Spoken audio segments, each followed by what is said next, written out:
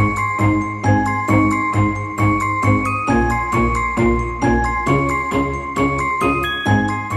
everybody, this is Rhys Barber from Audiology Associates. Welcome to day 21 of Wax Fund. We're coming to the end, guys. Not many more left.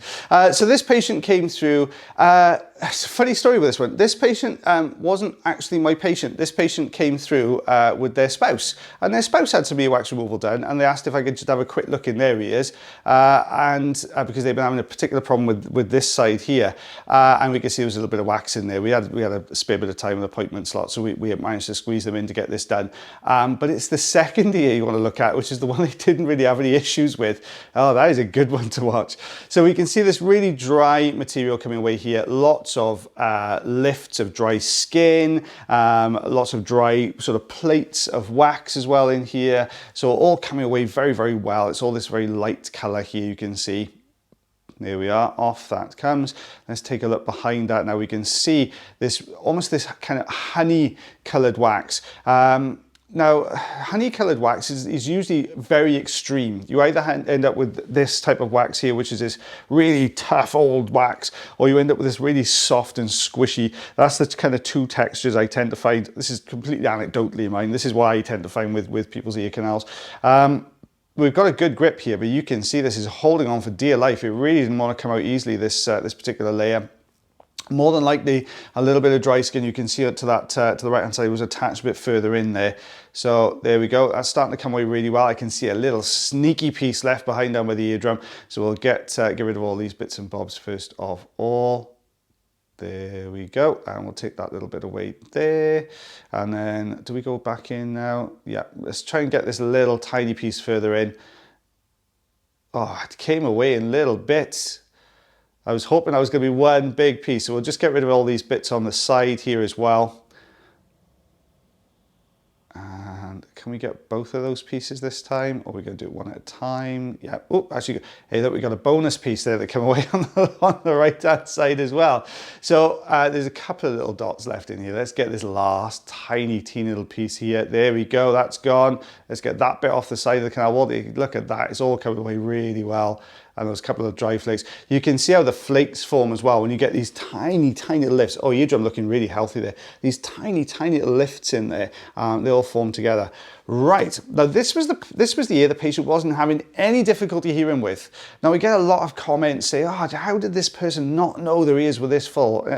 They don't sometimes, because if you've got a wax problem like this one, which is what's actually mostly skin, this one, with a wax plug further in, these form in layers and with gaps in between, so the sound can actually get through those plugs, and the patient really didn't feel they had any kind of hearing issues, which is the biggest indicator to somebody they've got issues as far as their wax is concerned. So I lost train of thought then. So we can see this coming away really, really well. Now, in fairness, this patient was an absolute trooper. They did so well with this one, and I'll explain why in a couple of seconds. So what we're doing first of all, I'm using the crocodile forceps a lot on this stuff because it is just tough as all boots. It's gone like leather. It's really hard, and the suction's just not gonna cut it here. So you can see I'm getting rid of all these dry, thick kind of layers and plugs of wax. To give you a little bit of a backstory for this patient, now this patient did get seen by another audiologist a little while back, and what he explained while we were doing this procedure is that the audiologist told him that there was a little piece of wax left in there. It was quite deep, but they just couldn't get it out, okay? You'll see the little piece of wax they were talking about in a second, but we're just gonna get rid of all this dry skin material first of all, and we're still going. And don't forget, this is the ear the patient didn't even realize they had a problem in as well. So it's all coming away. Look how this is pulling away, this long kind of strips of skin, almost ribbons there, but they're just very, very dry. Let's have a little look behind that. Ta-da! That is the little piece of wax that was left in the ear last time because they couldn't get it out because it was too deep. It's not particularly little. It is deep though, I'll give them that. But yeah, patient, unfortunately, because this happened a little while back, this plug is now hardened and it is tough. It is like a pebble in here with sharp angles all around it, sitting in the most sensitive part of the ear canal. So as you can imagine, this isn't going to be particularly pleasant to remove. So I'm going to use the Rosen inserter here just to try and get this going. But as soon as I got a grip and started to move, the patient flinched, which is why it's really, really important, and we can't stress it enough when you're doing this kind of job, is to maintain that bridge at all times. That patient moves, you move with that patient then. You imagine if you were holding that free hand and the patient had moved, the damage that could have done with a Rosen inserter in there. But the reason a patient flinch is because this wax is solidly formed into the shape of that particular part of the ear canal with all these angles on it, and you've got to draw that across the canal wall because it's been left in there to dry out on that canal. So I've just moved it a little bit. I'm going to get rid of some of these pieces around the outside edge.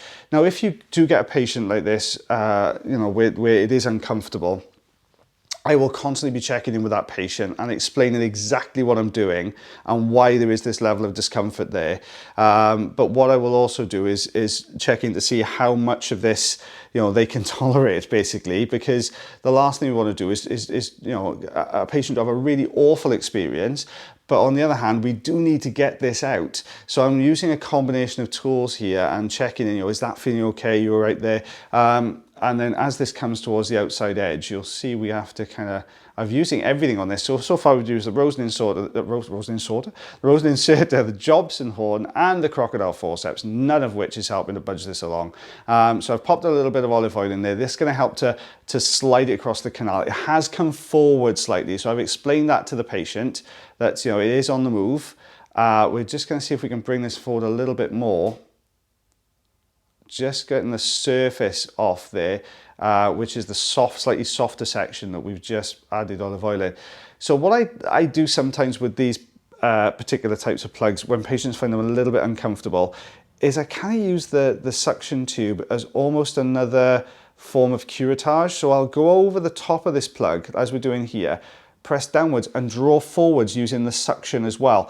I think because it presses across the whole plug rather than just a specific point, which we do with the other tools, patients tend to tolerate it a lot better. And now we've got to the outside part of the ear. I'm just going to say, look, there'll be a little scratch as we take this away, but we can get this out, and out that pops. I did try and pick it up to show you with the Jobson horn, but it was just too hardened up. You'll see one bit will come away now, this little tiny weeny bit. There we go. That's a little bit of dry skin. You can get an idea of the size of that plug that was left behind. It is a fair, I'm going to say it's huge, but it's a fair size. You know, and patient feeling so much better together. I mean, look at how it's been rubbing in there as well. It's you know, not exactly a pleasant experience. But let's get rid of all these bits around the outside edge. Those little red, sort of darker red pieces, that's where it's actually been pressing against the canal wall. It's almost like a little bruise. So those will heal themselves really quickly. If we looked in there in a day or two, those would actually look absolutely perfectly normal. Eardrum itself looking lovely and healthy, all looking good. Look at that! And this patient didn't even come in for wax removal. Oh, I could have budged that across. All right, that's 2 inches, guys. We're going to call that 2 inches. 5.5 centimeters, 2 inches worth of wax. That plug there is at the, well, now at the bottom. It was on the right-hand side just a second ago. But that plug is there right at the bottom. So you can see the size of that dark plug that was left in there. Not small, guys. That was not a small plug. So as always, guys, let's put my teeth in and start that one again. As always, guys, take care of yourselves, take care of one another, and take care of your ears as well, most importantly. You'll see Taylor again tomorrow, and I'll catch up with you the day after. Bye, guys.